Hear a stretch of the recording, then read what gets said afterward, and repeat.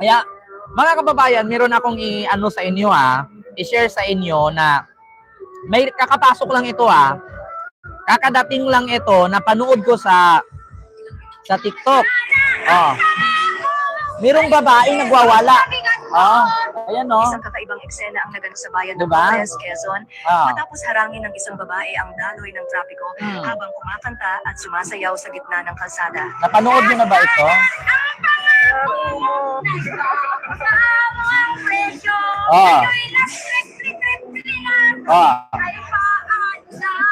O nasana ang pangako mo. Alam mo, natawa ako dito Yung babaeng nagtrending sa social media, yung humarang sa kalsada na ayaw niyang padaanin yung mga sasakyan kasi hindi daw siya pinasakay.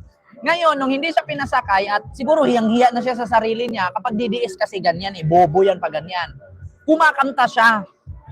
Ang kinanta niya, nasana ang pangako mo na 20 pesos na kilo ng bigas mo. Sabing ganon.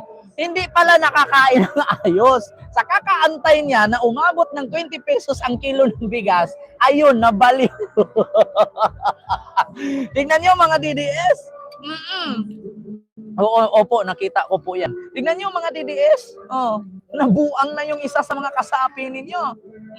Hindi lang pinasakay ng jeep.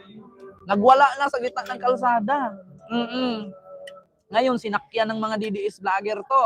Ang sabi nila, ano daw, sinadya daw ng babae para maabot daw sa gobyerno ang kanyang kinanta.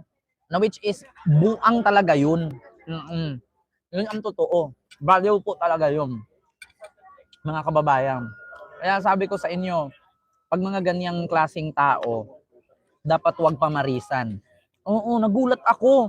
Kasi nag-trending siya sa Facebook, ang sabi, hindi daw umalis sa gitna ng kalsada kasi hindi ipinasakay ng jeep. Ending, nung napansin niya na haba na ng traffic, maraming nang nagagalit, pati mga motorista galit na. Bigla ba namang kumanta? Ano daw, galunggong na 300 na daw ang kilo, nasaan daw pangakong bigas. Ganyan. Di ba? Di ba, Remark Fajardo, kulang sa pansin, naloko na, nabuang na. Kumanta siya. Nasaan na ang pangako mo? Ito, ulitin ko. Ito, ito.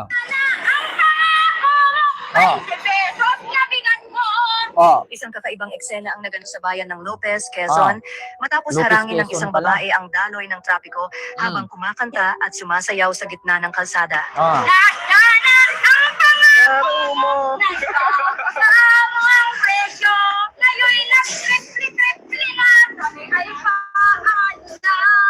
Ayon sa mga saksi, tila wala sa tamang pag-iisip ang babae ngunit malinaw ang dahilan ng kanyang kilos. Ang protesta laban sa umano'y mga pangakong hindi natupad ni Pangulong Ferdinand Bongbong Marcos Jr., lalo na ang ipinangakong 20 piso kada kilong bigas.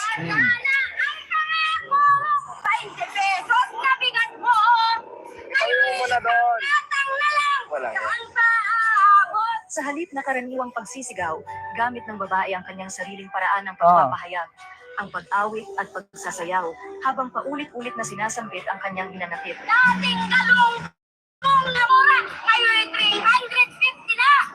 Dahil sa insidente, nagdulot ito ng matinding abala sa daloy ng trapiko. Oo, tignan nyo. Ilang minuto ring naipit ang mga sasakyan, habang ang iba naman ay napilitang bumaba upang panoorin ang kanyang protesta. Sa kabila ng viral na insidente, tila marami ang nakisimpatya sa publiko na nagsasabing ramdam rin nila ang hinaing na isinambit ng babae.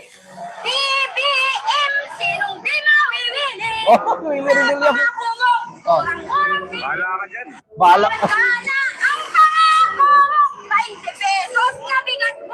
Diba? Tignan nyo mga kababayan, delikado ang DDS ngayon. Nabubuang na sila paunti-unti. Nabuang na sila paunti-unti mga DDS.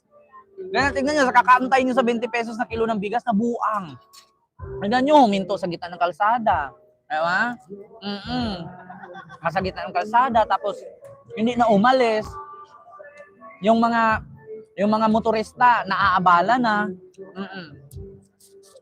Hindi. Diba? Yung mga motorista na abala na galit na sa kanya. Sabi nga ng isang motorista, sige, parahin nyo. Pag hindi umalis, ipain nyo. Tingnan nyo mga DDS, nakakahiya kayo. Diba? Nabuang kayo.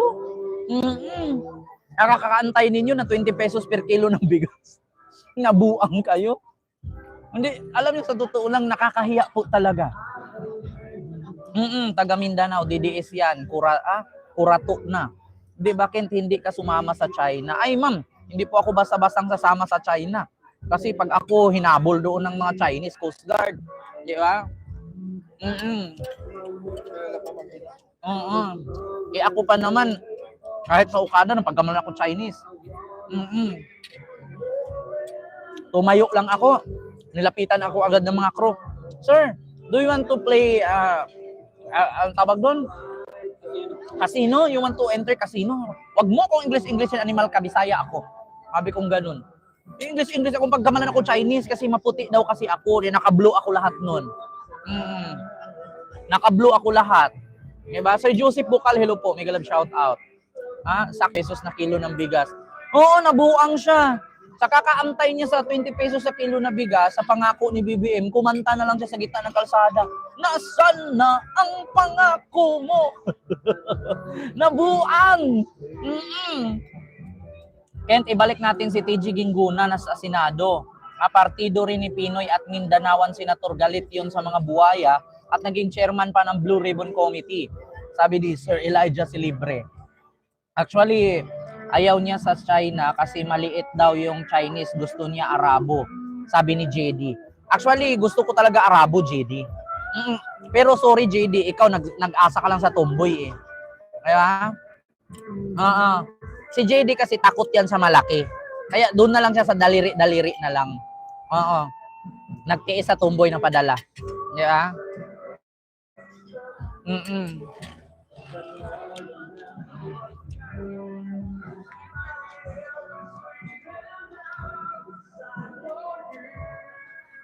Ang daming naghanap sa iyo ng mga followers. Sabi ni Mami Rian Suzuki. Kaya ano na, Mami Rian? Actually, may trip din po kami sa Singapore. Abangan nyo po kami sa Singapore ha. Kung sa mga gusto pong pumunta, sabihin ko po yung address pag nandun na kami. Basta i-shoot namin Sabado-Linggo na available kayo. Diyan sa Singapore. Para buhok. Yeah. Gary Cruz, mega love shoutout. Anong kinakain mo, Ken? Sabi ni Shi Maoling. Wow! May Chinese viewers ako, Shi Maoling. Buttered chicken. Ano yung isa? Alberto chicken. Alfredo chicken. Yung isa is ang isa pasta, tapos pansit. Yung isa salted wings. Salted egg wings. And then basta marami siya. Hindi ko alam kung ano-ano. Mga kababayan, kaya may club shoutout Sir Oscar Ivali.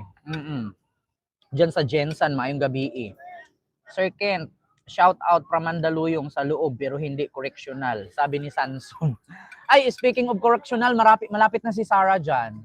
Magkikita na sila ni Janet na